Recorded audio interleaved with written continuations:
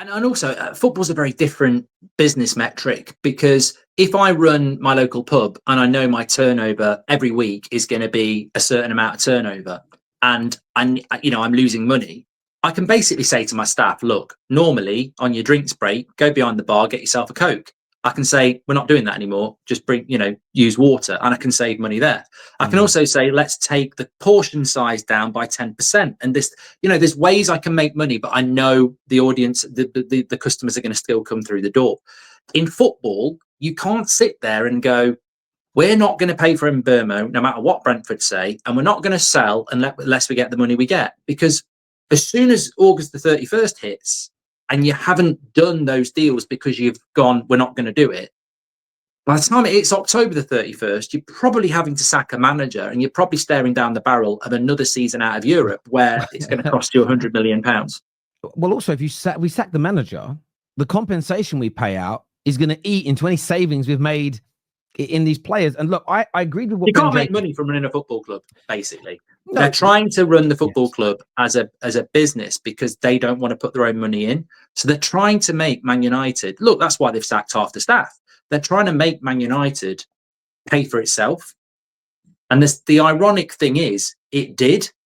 And it did pay for itself. And then somebody came in and took all this money out and left us with £800 million of debt that we can't pay for ourselves now. It needs somebody to come and put that money back in, which is what maybe Qatar would have done. It's what Todd Bowley's done at Chelsea. If they don't put money in, we won't be successful. But they're trying to run it like a business, and it won't work in football because everyone else isn't doing that.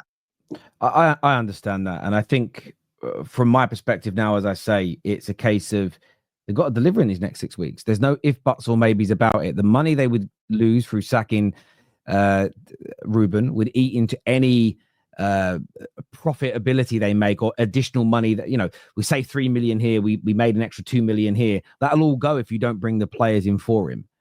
In the cold, hard light of day, that is the case. I agreed with what Ben Jacobs said on your show last week, that the club, and I think he said it on the Terrace as well, that the club didn't want to just yield straight away and jump straight up to certain prices or sell a player too early for too cheaply, because it would set a precedent that would end up impacting them. And I can buy that because I've been asking for it. And I've been asking for the club to do that for 10 years. So I'd be a hypocrite to go, well, that's stupid. But now's the time to make that all come. Now is the time to see the fruit of that labor.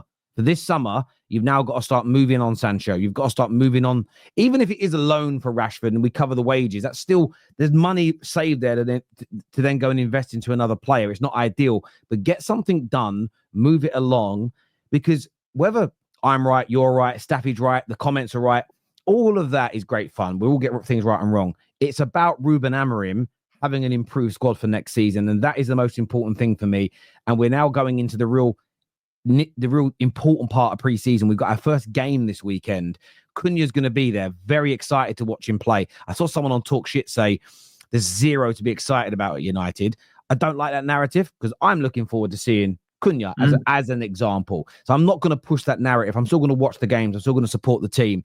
But the ownership have got to do something now for Ruben Amorim. And back to the original point of this section, I think Ashley Young, it's such poor analysis to now start just trying to turn everything on the manager. And any Man United fan that does that, I do feel like shame on you, especially if you spent the whole summer complaining about the bad window. To then just turn it on the manager, I think it's personally crazy. KJ here says, but you could argue that they could do that. They couldn't do that. Sorry, Glazers could do that because they had more money to work with. Ineos are working with the scraps the Glazers have left.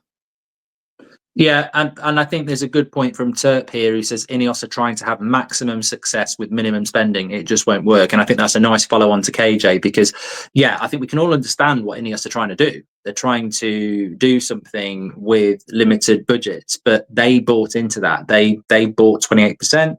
They're working with the Glazers. This is why a vast majority of United fans didn't want that relationship, because we could see this was going to happen. And Terp has nailed it. The justification for what Ineos is doing is understood. But what they're trying to do is have maximum success with minimum spending. That won't work. Their whole strategy is flawed. I understand the strategy.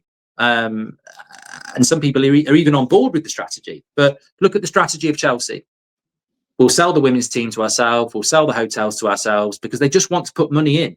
And what we need is, whether it's to Jim Radcliffe or not, and, I know he put 300 million in, it wasn't enough. It's almost like people go, he put 300 million in. Thanks. That's like loose change when I need a bloody car. Like, we need a lot of money in, not 300 million in. And I'm not going to applaud him for putting 3 million in because it's not enough. It's not enough. Like, everybody knows what it needs. It needs billions going into that football club. And if it doesn't happen, then we will be continuing to have probably worse summers than this, because we're going to be in more trouble next year than we are now. Every year we're not in Europe. The only thing I would say, though, about putting more money in, and this isn't defending Sir Jim, this is the reality of the situation. He could pay the debt off tomorrow, but the Glazers won't allow him to at this point because they don't want to sacrifice any more of their ownership. Equally, but that's why you shouldn't have gone into bed with him. No, I understand that, and I understand that. He is, though, and I think for me, there's this element of there's the reality of the situation that we're in. I think they would look to reduce that debt. The problem is they are not. The Glazers are not willing to sacrifice any of their ownership for the. And this was the same with the Qataris. It's one of the reasons the Qataris walked away. Is the Glazers were saying this is the asking price, but we're not paying the debt off with what you give us. If you want that 800 million debt gone, you've got to give us 5 billion. Plus, you've got to give us, you basically got to give us 5.8 billion to pay the debt off with. The Glazers would never have said all along, we are not going to sacrifice our valuation to pay the debt off.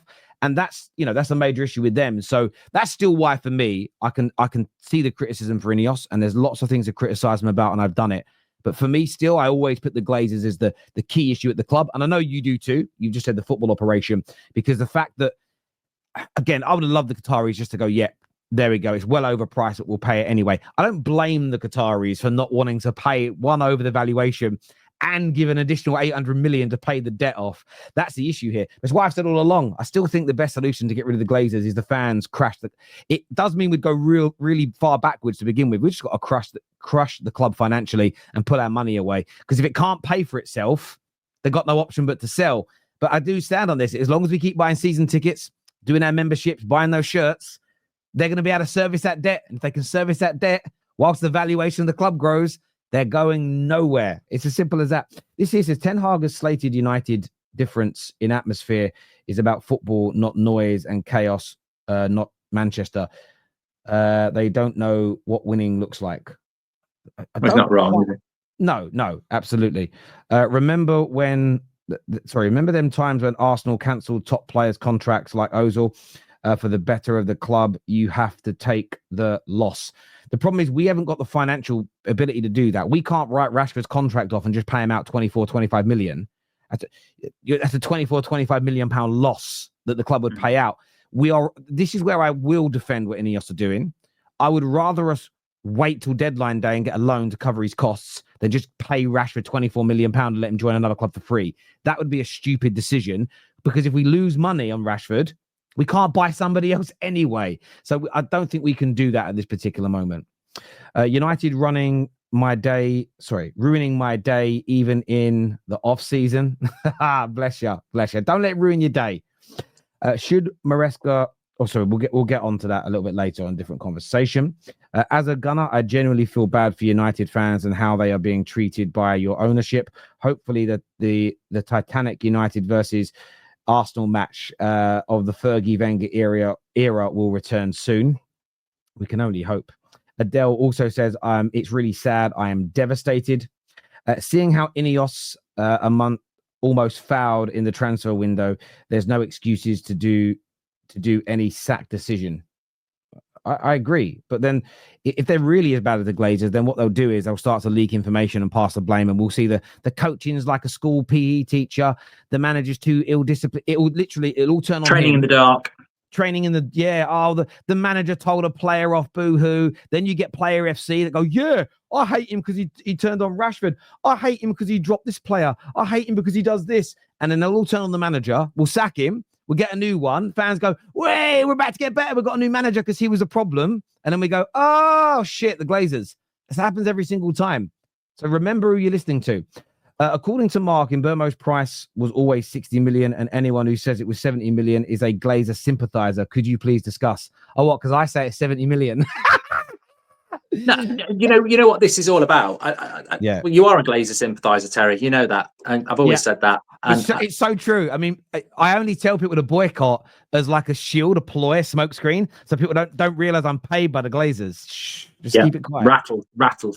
No, you know what it is? It's what happens on the United stand is that people want to, for some reason, and we had a lot of them on this morning, they want to defend this situation. And maybe it's the positive stance in them. Maybe they don't want to be realistic. Maybe I'm wrong. But that the 70 million price tag that Brentford want is unsubstantiated. It's just rumour. And the 60 million price tag is also unsubstantiated and it's rumour. But the point is, we've never offered 60. We've only offered 55. And I'm convinced if we offer 60 million plus add-ons, we'll get the deal done. But we won't offer 60. So 70 to me is irrelevant. It's like what people are trying to do is saying, it's 70 and it's ridiculous. And 70 is ridiculous, but we've only offered 55. We offered 62 for Cunha. We've got to go to what we offered for Cunha because that's his price. Now, if we offer 60 million and they say no, I would probably say, okay, that's probably it. You walk. But you can't talk about 70 when we haven't offered 60. We've offered 55. So I don't think Brentford wants 70. I think it was all around Sky Sports Lyle guy who I've never really heard of before, and he was talking about Brentford and 70. And in fairness, Ben Jacobs mentioned it on our show last week about 70. But I think we all know that Brentford want what we paid for Cunha, and I think if we go 60 and add-ons, they'll do it. But we've only offered 55. So what I'm trying to say is, I blame United. I don't blame Brentford. We haven't offered a fair price yet. So I don't blame Brentford. Brentford are doing the right thing. Equally, though, and again, me and you have had this conversation before, there was always a cut-off point. I think it's right that we didn't just roll over and have our bellies rubbed. So that I'm not annoyed about. But now we're getting into pre-season. That's where I'm starting to get frustrated because I want the player in and I want him to start training with the team and I want that integration because I was watching João Pedro for Chelsea. Now, Chelsea overall have a better squad and team than we do. But I was watching a much better striker play and he went, look at the difference in those two games. Do they win both those matches if Nico Jackson's playing? Maybe. But I don't think the 2 goals that João Pedro scored, Jackson scoring, he definitely ain't finishing that ball like he did. And now I want to see our new players who have been bought from similar sized clubs, who have actually had much better seasons than João Pedro. I want to see them both in the Man United team this Saturday. I want to see whether an actual pre-season with this team starts to improve even the players that we've maybe written off a little bit. So I do think it's a happy medium. Again, I've read a number of reports, Lyle, Ben Jacobs, Fabrizio, that have said it's 70 million. There's also other reports saying that they keep trying to push the price up. And we'll find the truth out afterwards. It always comes out. So I'm not annoyed that we've tried to keep the price down. But as I've always agreed with you on, there comes a cut-off point on that for me personally. But great super chat. But also, has nobody ever negotiated anything? Like, we offered 55. If I was Brentford, I'd say 70, knowing that if I get around 60, I'll do the deal. But you're not going to say 60 because then we're going to go 57. So I'll guarantee you the deal will get done for 60. Yeah, be around that, definitely. Aren't you guys concerned Amorim cannot implement his tactics without needing big signings? I mean, United players aren't exactly semi-pros. You have a talent like Mainu rotting away.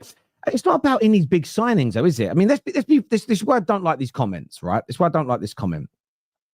Pep Guardiola is considered the best of his generation and was given excuses by everybody last year that bad recruitment and injuries meant he couldn't implement his system properly.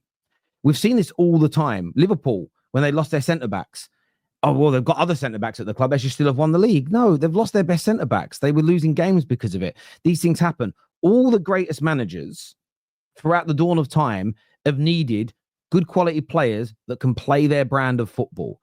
Fergie, Pep, Cruyff, everybody. Ruben Amorim shouldn't be treated, again, and I see the media do this, you shouldn't be treated differently where it's like, well, make do with what you got and make yourselves win.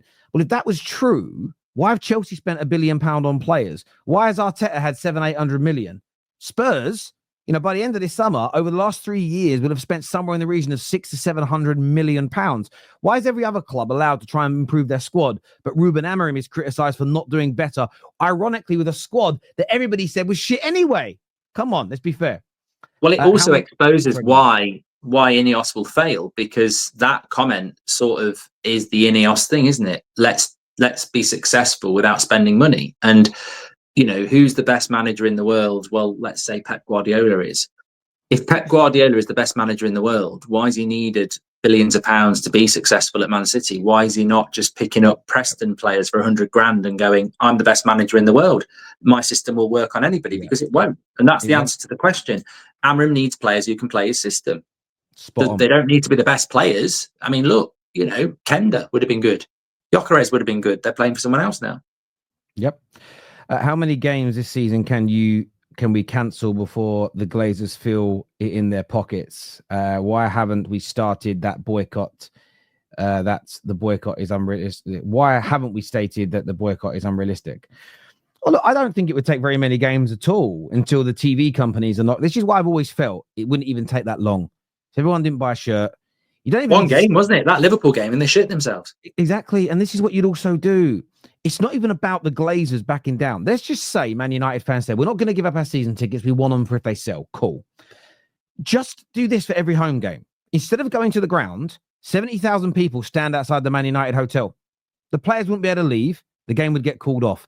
You do that twice, and the TV companies who have a lot of power are knocking on Man United's door and saying, hang on a minute, we ain't giving you your money. You are, because it would impact Sky and BT and all the international companies far more than Man United in the short term, because the TV viewers, not just Man United fans, are going, hang on, I'm paying the subscription to what's the Premier League. We're not getting games here. It would take 2 or 3 games, and you could make, I'd still believe this to my core, you could make a change quickly. The Glazers only care about making money. People that are money hungry are easy to control because you take the money away. The problem is that's tangible and it requires effort. And I'm not even talking horribly. There are lots of United fans that would do that, but there are quite a few that would just prefer a beer, a pie, and to cheer their team on. And that's fine. That's fair. But we're never going to get, you can never get money hungry people out of any organization or any part of the world until you cut the money. And we're not prepared as fans to cut the money. And the only excuse I don't like, and I push back, is, but somebody else might give their money. But you've done your bit then. I never understand that logic. Like, you've done your bit, and that's what I would do. But it's not going to happen. It's not going to happen. We've got to ride out the past bad decisions. Hashtag Amarim in. Ralph Ragnick was smart, would have been a good sporting director. Well, he wouldn't have been. He would have been sacked because he was calling out the Glazers and they got rid of him. But I hear your point.